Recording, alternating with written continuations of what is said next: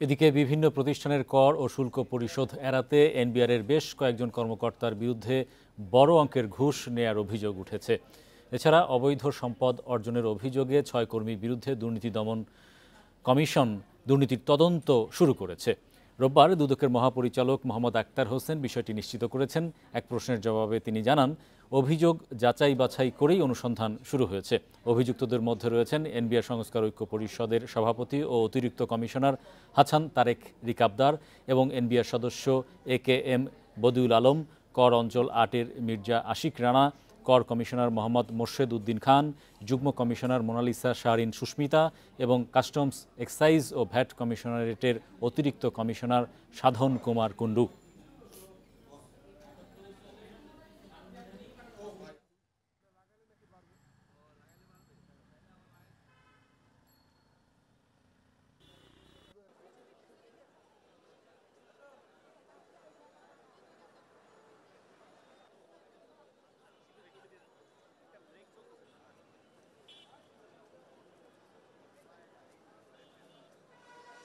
গত 20-25 বছর ধরে বিভিন্ন স্টেশনে চাকরিকালীন বিভিন্ন ব্যক্তি ও প্রতিষ্ঠানকে শুল্ক, ভ্যাট ও কর ফাঁকির সুযোগ করে দিয়ে ও নিজে লাভবান হয়ে রাষ্ট্রকে ক্ষতিগ্রস্ত করার মাধ্যমে দুর্নীতি, স্বজনপ্রীতি, অনিয়মের মাধ্যমে গাতোয়ায় বহির্ভূত অবৈধ সম্পদ অর্জন করেছেন।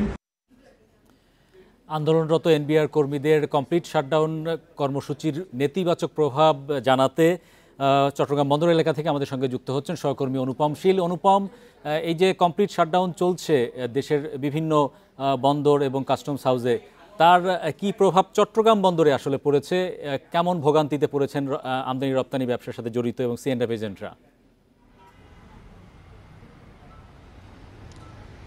প্রভাব কেমন পড়েছে সেটি একটু আগে জানাতে চাই। আমরা এখন চট্টগ্রাম বন্দরের যে 4 নম্বর গেটের সামনে আছি। মূলত আমার পেছনে দেখতে পাচ্ছেন যে একেবারেই বলা যায় যে অনেকটা শুনশান নীরব, কারণ খোলার দিনগুলোতে এখানে কিন্তু প্রচুর গাড়ি এবং মানুষের ভিড় থাকে, কিন্তু এখন এটি একেবারেই কম। এবং ঠিক একই রকম এই গেটের সামনেই যে কাস্টম হাউস আছে, সেই কাস্টম হাউসে আমরা সকাল থেকেই ছিলাম। সেখানে আমরা দেখেছি যে একেবারে শুনশান নীরবতা, যে ব্যস্ততা যেটি থাকে সেটি আসলে সেই অর্থে নাই বললেই চলে।